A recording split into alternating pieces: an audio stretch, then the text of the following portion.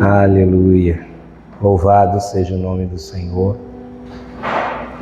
Eu sempre digo que essa é uma noite de festa, uma noite de alegria, porque nós estamos reunidos na presença do Senhor. Quem aqui já pode sentir a presença de Deus no nosso meio? Deus, ele se faz presente entre nós, e a palavra de Deus vem dizendo que aonde o Espírito Santo do Senhor está, ali é liberdade. Então, hoje você está livre na presença do Senhor.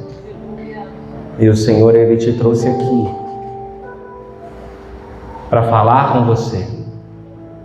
Ele te trouxe aqui para que você venha adorá-lo, para que você venha engrandecê-lo, mas ele também nessa noite quer falar com você.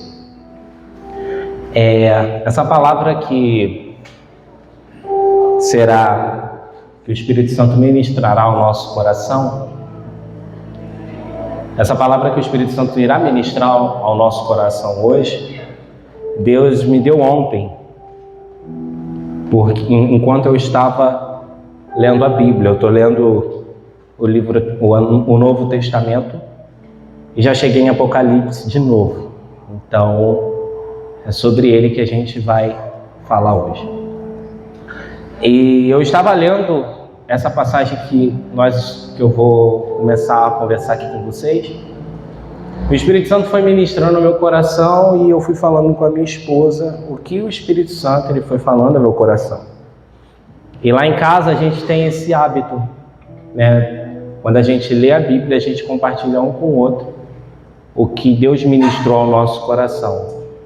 Então a primeira pregação foi lá em casa com ela. Eu só vou repetir o que Deus deu para mim. E enquanto eu estava falando com ela, ela falou assim: legal, quando você vai pregar isso aí? Eu falei: eu não vou pregar. Só estou compartilhando com você o que Deus ministrou no meu coração. Ontem à noite o pastor Wagner, leva a palavra amanhã. Aí eu falei: amém, então é isso aí. Deus não ministrou meu coração em vão. Então se Deus falou comigo, cortou primeiro para mim, então agora Ele quer que eu compartilhe isso com a igreja, amém? Abra sua Bíblia aí no livro de Apocalipse, capítulo 2.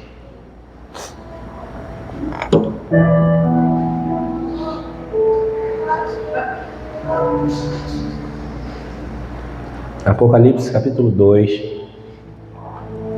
Pode colocar aqui, eu gosto muito de acompanhar aqui. NVI, tá? Coloca pra mim.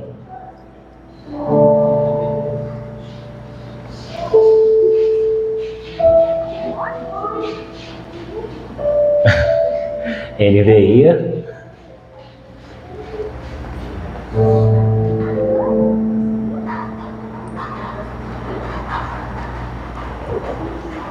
Foi. Diz assim, Apocalipse capítulo 2, versículo 1 ao 7.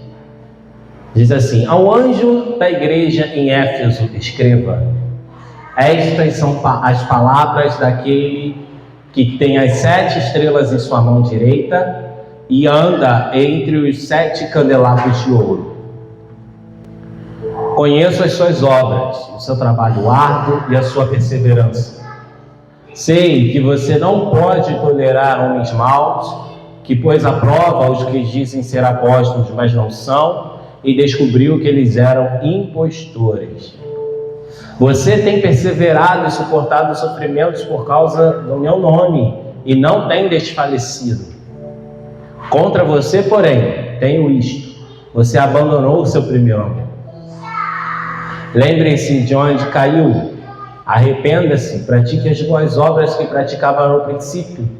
Se não se arrepender, virei a você e tirarei o seu candelabro do lugar dele. Mas há uma coisa a seu favor: você odeia as práticas dos nicolaítas, como eu também as odeio. Aquele que tem ouvidos, ouça o que o Espírito diz às igrejas. Ao vencedor, darei o direito de comer da árvore da vida que está no paraíso de Deus. Feche seus olhos rapidinho. Senhor, nós te agradecemos pela leitura da Tua Palavra e só quero confirmar, Pai, a oração do pastor Márcio sobre a minha vida. Deus, nesse momento, Pai, que eu venha assumir nesse lugar, que não seja a minha palavra, que não sejam os meus lábios, mas que sejam os seus lábios através do meu, que sejam as Tuas palavras através da minha, Senhor. Espírito Santo, toma a frente e fale conforme o Senhor quiser aos nossos corações, em nome de Jesus. Amém.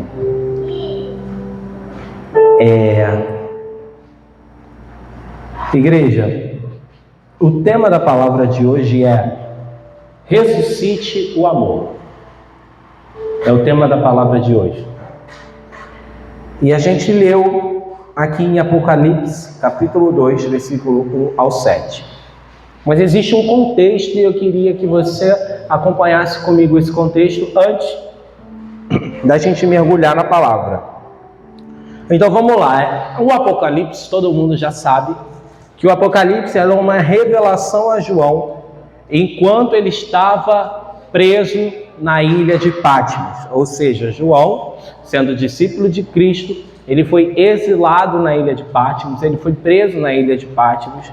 E é lá nessa ilha na qual Jesus ele vem ao seu encontro e ele revela o Apocalipse, né? O Apocalipse são revelações que se estendem até hoje. E as promessas que estão no Apocalipse seguem para os nossos dias. Tanto que é em Apocalipse que nós esperamos a volta do nosso Senhor Jesus Cristo. Amém? Mas no começo do Apocalipse, João ele me tem uma visão surpreendente. Se você for ler esse capítulo 2 em casa, nos versículos acima que a gente não leu, a gente vai ver que João ele vê Jesus glorificado, né? Ele descreve a aparência de Jesus. Depois em casa você confere. E nos versículos 13 a 16 do capítulo 1, ele fala um fato bem interessante.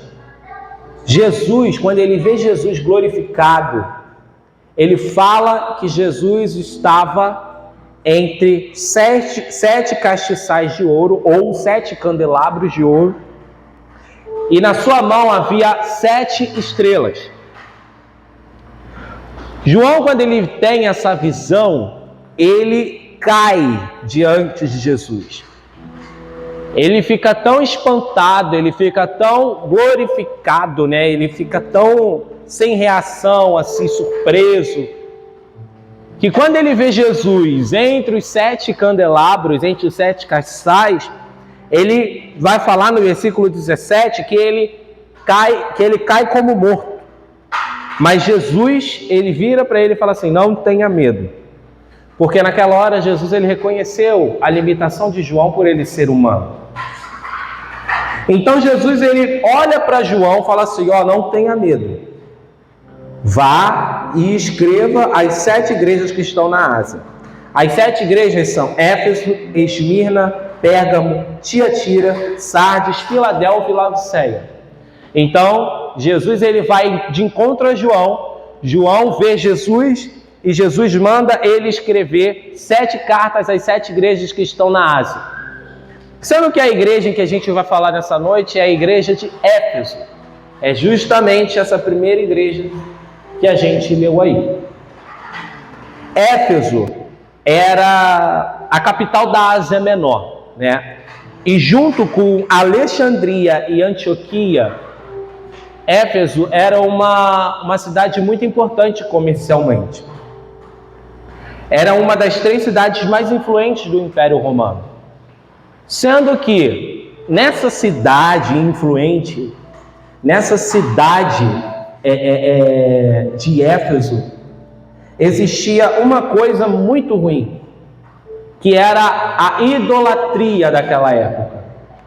No próprio Éfeso existia o templo da deusa Diana. Se você for ver lá em Atos, você vai ver que no meio daquela discussão, os efésios, né, os cidadãos de Éfeso, eles falam, salve a deusa Diana, grande é a Diana dos Efésios, é isso.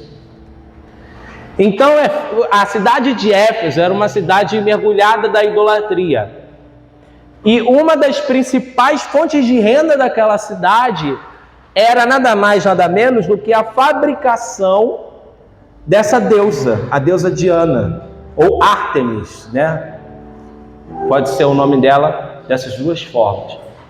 Uma das principais fontes de renda daquela cidade era a fabricação e venda da deusa Diana.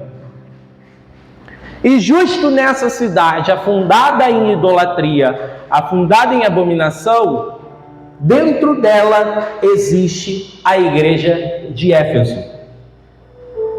E Paulo, ele vai escrever para a igreja de Éfeso, tanto que é o livro que nós temos, os Efésios.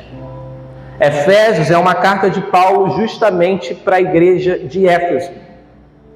E no capítulo 1, versículo 15 de Efésios, Paulo ele vai dizer assim: por essa razão, desde que ouvi falar da fé que vocês têm no Senhor Jesus e do amor que demonstram para com todos os santos, não deixo de dar graças por vocês, mencionando-os em minhas orações. Então, nessa passagem, a gente já vê que a igreja de Éfeso era uma igreja aprovada, de certa forma. A igreja de Éfeso era uma igreja que Paulo, ele dá testemunho e fala que eles demonstram amor para com todos os santos, ou seja, para com todos os irmãos da igreja. Então, Paulo ele escreve uma carta aos Efésios, e quando chega aqui em Apocalipse, quando Jesus ele dá essa revelação a João, a primeira coisa que Jesus fala, escreva a igreja de Éfeso. Então a gente chega na parte do testemunho de Jesus à igreja de Éfeso. A visão é a seguinte: existem 7 candelabros de ouro na frente de Jesus. E Jesus ele andava no meio dos 7 castiçais de ouro. E na sua mão havia 7 estrelas. Então Jesus ele fala que os 7 candelabros, os 7 castiçais, são nada mais nada menos que as 7 igrejas da Ásia. E na sua mão, as 7 estrelas são os 7 anjos de cada igreja. Cada igreja tinha um anjo. Sendo que esse anjo em questão, a gente vê que muito provavelmente não se tratava de seres celestiais ou de seres espirituais, porque continha repreensão. Então não há como o anjo ser repreendido por Deus. Então a gente pressupõe, a gente subentende que os anjos respectivos dessas igrejas são pastores, são líderes daquela época. Enfim, Jesus ele vira para João e fala para ele escrever essa carta que a gente acabou de ler. E dessa carta a gente pode extrair algumas coisas que Jesus ele ressalta na igreja de Éfeso. A primeira coisa que a gente vê é que os Efésios eram uma igreja que trabalhava muito e eles eram perseverantes no que faziam. Ou seja, você tem uma igreja ali, no meio de uma cidade idólatra, que eles trabalhavam muito. E eles eram perseverantes naquilo que faziam. Sabe quando a gente começa uma coisa na igreja, 2 semanas depois a gente para? Não era assim na igreja de Éfeso. A igreja de Éfeso trabalhava arduamente. E não desistia, não parava. Eles eram perseverantes. Então Jesus ele ressalta que a igreja de Éfeso era uma igreja que trabalhava arduamente e eles eram perseverantes no que eles faziam.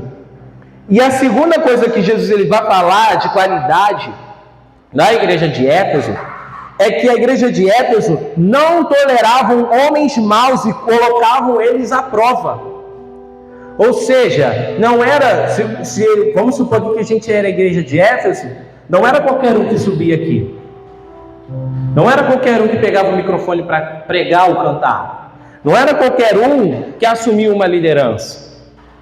A igreja de Éfeso, quando eles recebiam uma pessoa de fora, quando eles recebiam alguém que se dizia irmão na fé, quando eles recebiam alguém que se dizia apóstolo, a própria igreja, ela vem falar, então tá bom, vamos te provar, vamos testar.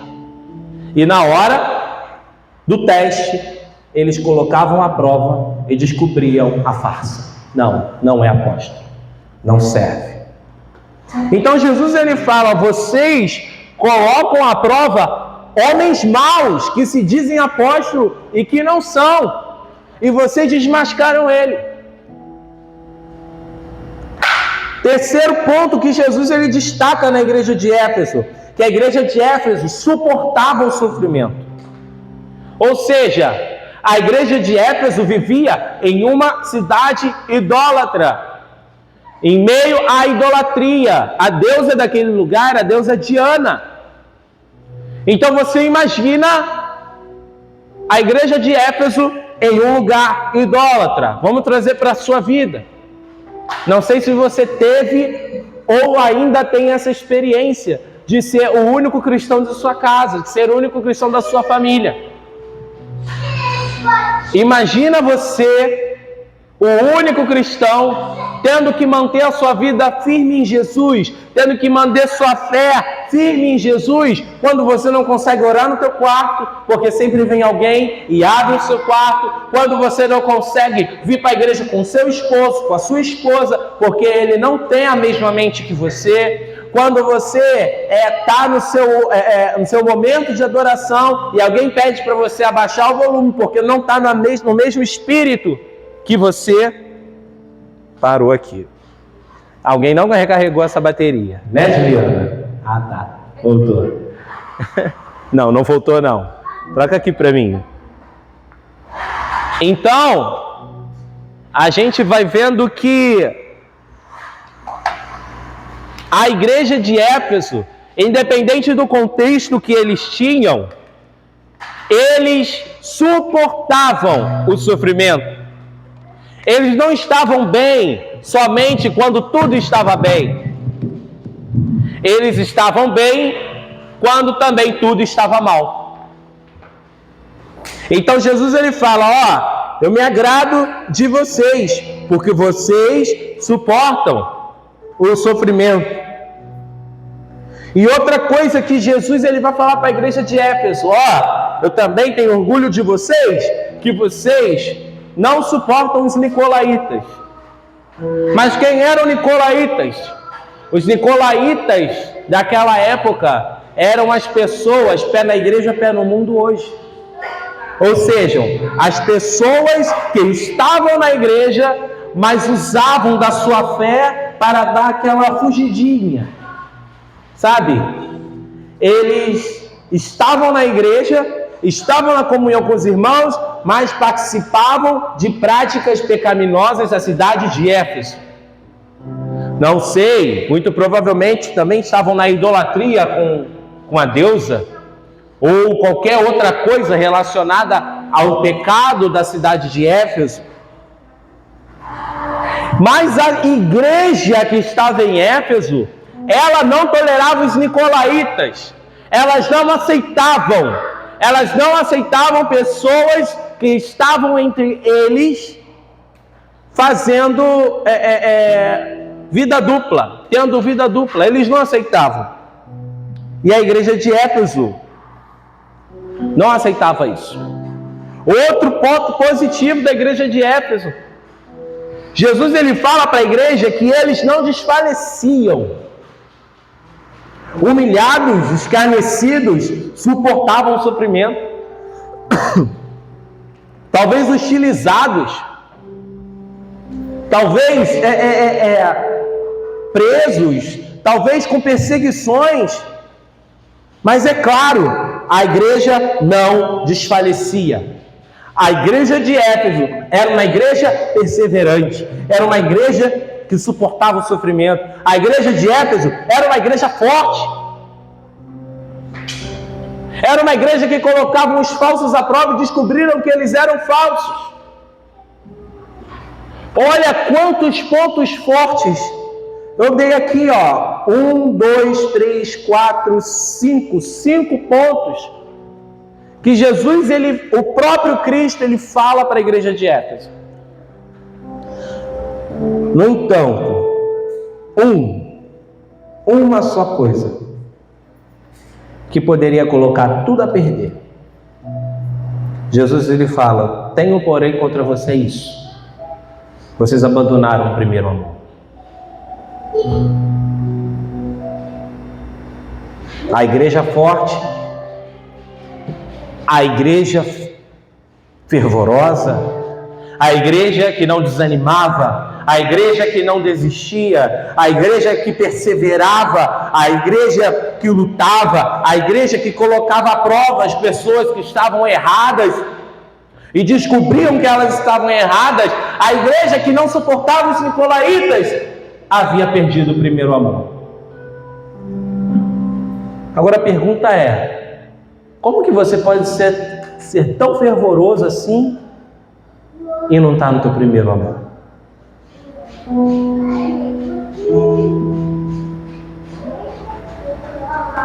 Mas quando você continua lendo, você percebe que Jesus ele não está somente se desagradando da falta do primeiro amor da igreja de Éfeso.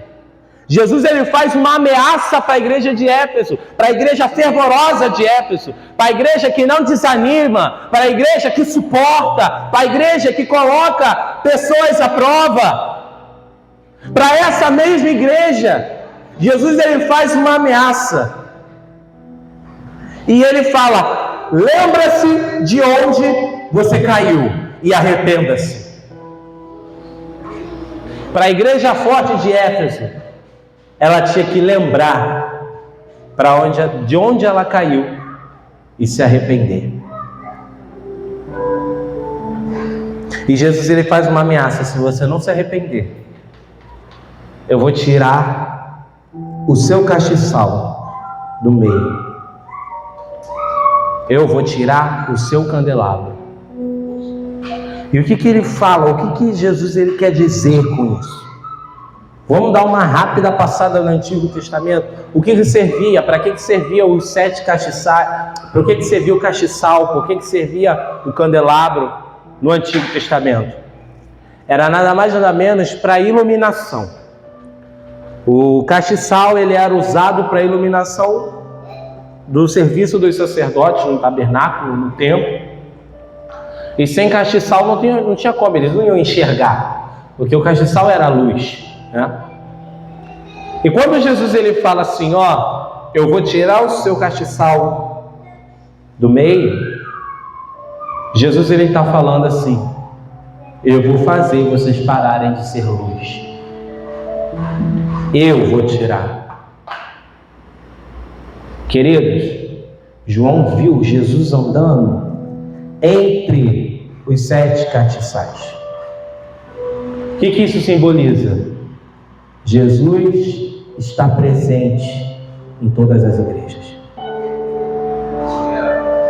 E da mesma forma que Jesus está presente, ele tem o poder tanto de instituir uma igreja quanto de tirar uma igreja. Então ele fala para a igreja de Éfeso: se vocês não se arrependerem e vocês não olharem para o que vocês foram, eu virei até vocês e vou tirar o candelabro de vocês. Vocês deixarão de ser luz. Vocês não serão mais uma igreja. Eu vou rejeitar vocês. Vocês não estarão mais brilhando diante de mim, porque eu vou tirar. Ou seja, a igreja forte, a igreja resistente, estava sendo ameaçada pelo próprio Jesus, porque perdeu o primeiro amor. E o que a gente aprende com isso? A primeira coisa que a gente aprende é que a gente pode estar trabalhando arduamente na casa de Deus, mas a gente pode estar caído. Você pode estar no louvor, você pode estar na projeção, você pode estar na dança, você pode estar liderando algum ministério, mas você está caído. Por quê? Porque você abandonou as primeiras práticas. Porque você abandonou o primeiro amor. A segunda coisa que a gente aprende é que não adianta você fazer tudo se você não tiver amor. Não adianta você ir para a célula, não adianta você ser líder de célula, não adianta você vir para o culto, não adianta você investir em terreiro em Cabo Sul, não adianta você pegar as coisas da igreja e fazer tudo sem amor. Não adianta você estar aqui e vir para um culto de quinta-feira só porque é quinta-feira. Só porque, é quinta-feira, tem que ir para a igreja. Sábado tem culto jovem, eu vou para o culto jovem. Domingo tem culto, eu vou para o culto. Não é assim. A palavra de Deus fala comigo e com você, que quando nós entrarmos na casa de Deus, a gente tem que entrar por essas portas com júbilo, com alegria. Apresente o seu cântico a Ele. Apresente o seu cântico, o seu louvor a Ele. E quando a gente entra para a casa do Senhor, entra nessas portas aqui dentro com alegria, é porque já antes a gente pensou: eu vou adorar a Deus. Eu vou adorar o Senhor. O que é isso? Preparo.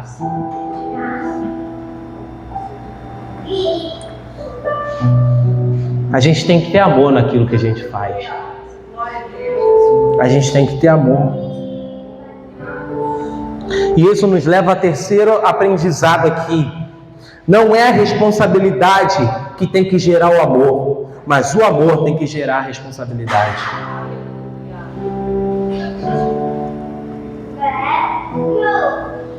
Do que adianta você pegar alguma coisa para fazer? Do que adianta você fazer a obra de Deus sem amor? Do que adianta você pegar algo, o pastor chega para você e fala assim, pega esse ministério aqui, e você fica, tá bom, pastor, eu vou fazer. Tem ninguém para fazer mesmo? Que isso, gente? Existe um louvor infantil, porque Deus fala comigo até no louvor infantil, né? E existe um louvor infantil que fala: Deus não quer preguiçoso em sua obra. Deus quer sua obra feita, não só quando o tempo sobra. É assim o louvor. 3 palavrinhas, canal no YouTube. Existe um louvor. E eu prestando atenção na letra desse louvor, falei, cara, é isso mesmo. Deus não quer preguiçoso em sua obra. Deus não quer gente que faz as coisas de qualquer maneira. Deus não quer gente que pegue e fala assim: eu vou tocar teclado porque não tem ninguém para tocar. Não! Eu vou tocar teclado porque eu vou adorar o meu Senhor através desse instrumento. Eu vou cantar porque eu vou adorar o meu Senhor através da minha voz. Eu vou interceder lá atrás pelas pessoas que estão aqui dentro, porque Deus me chamou como intercessor, porque aqui existirão pessoas que precisarão ser libertas, aqui entrarão pessoas que precisarão de uma palavra, então eu vou interceder, eu vou me colocar na brecha. O amor é isso, querido, o amor é isso, é você queimar, é você olhar para aquilo e fazer com amor. O pecado da igreja de Éfeso é porque eles perderam o seu primeiro amor, eles perderam a sua primeira prática, eles perderam as primeiras práticas. Você lembra como era o seu devocional? Você lembra como era o seu momento com Deus? Falhou de novo. Acabou a bateria. O inimigo está furioso.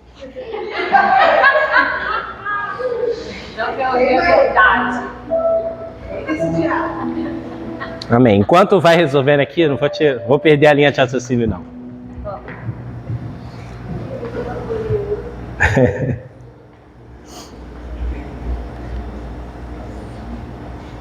O que Deus quer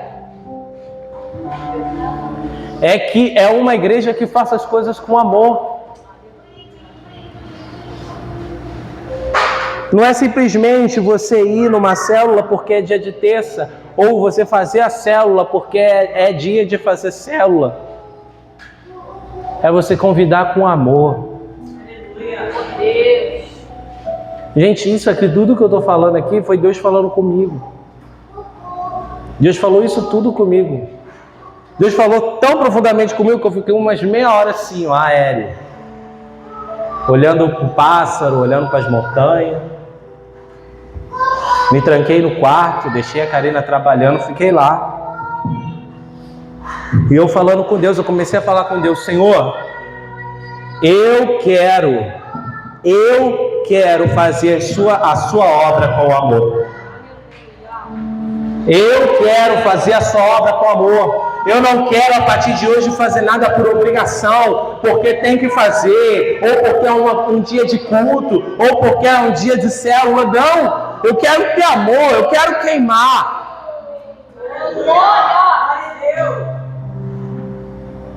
A quarta coisa que a gente aprende aqui é que sim, há rejeição para quem faz as coisas sem amor.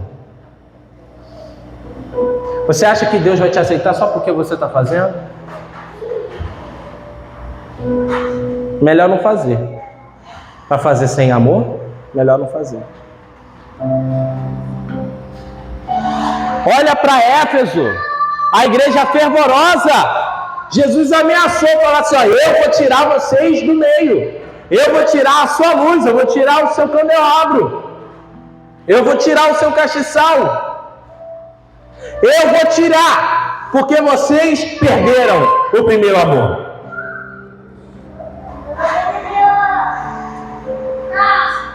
Ou seja, você pode ser rejeitado por Deus se você fizer as coisas sem amor. Quinta e penúltima coisa que a gente aprende é que a obra de Deus, ela não pode ser uma rotina. É aquilo que eu falei para você. Eu vou para a célula porque é terça-feira. Eu vou para o culto de quinta porque é um culto. Ah, domingo. Ah, eu vou para domingo para a igreja porque tem culto.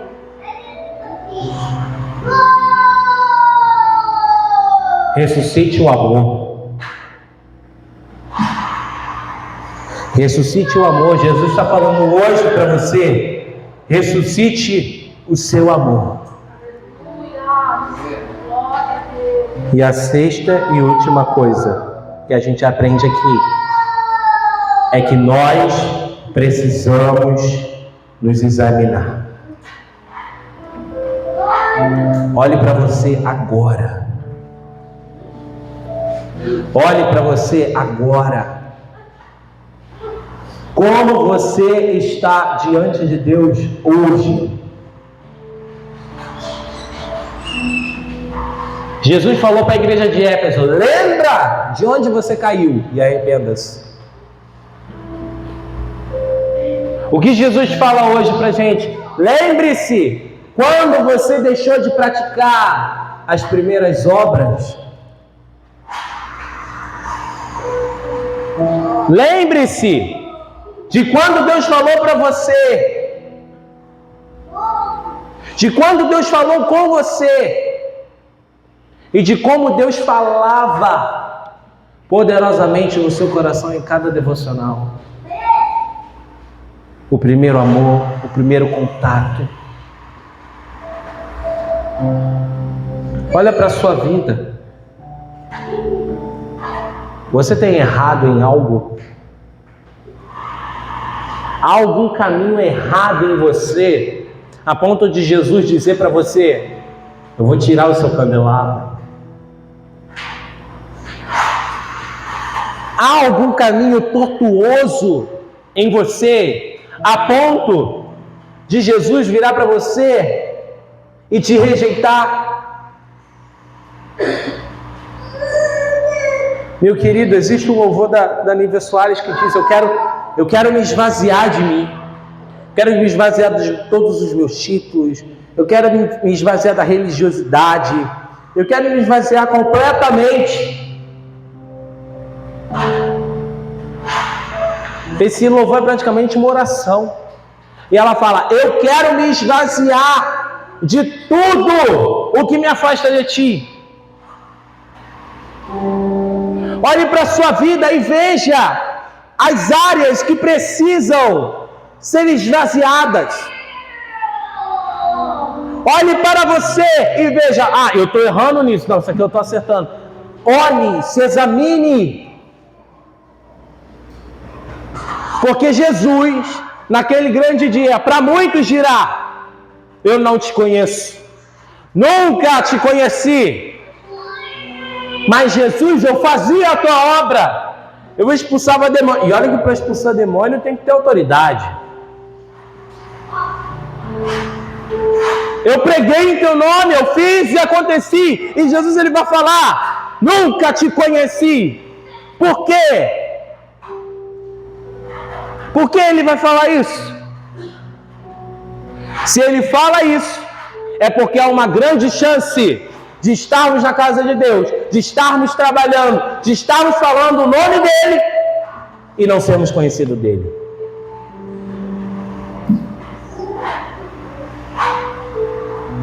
É isso que você quer ouvir de Jesus?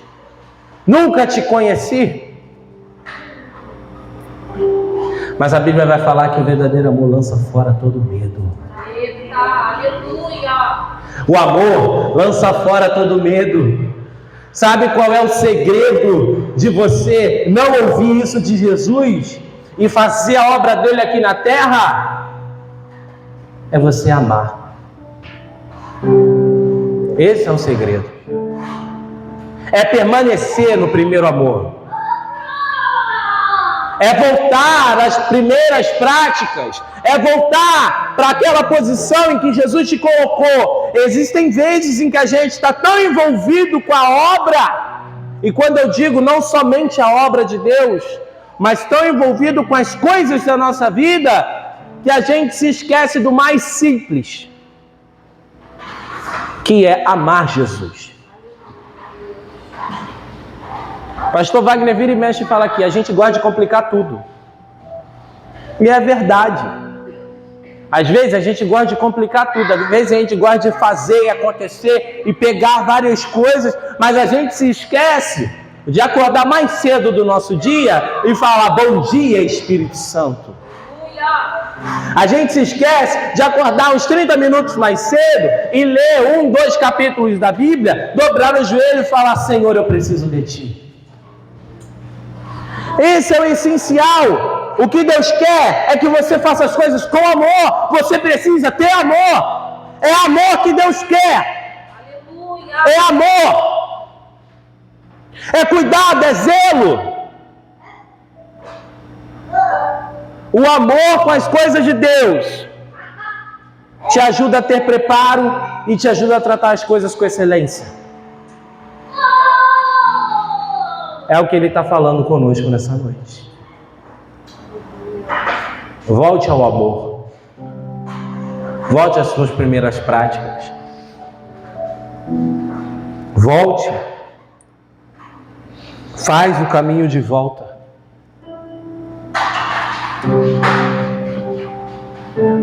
Eu queria que nesse momento você fechasse os seus olhos.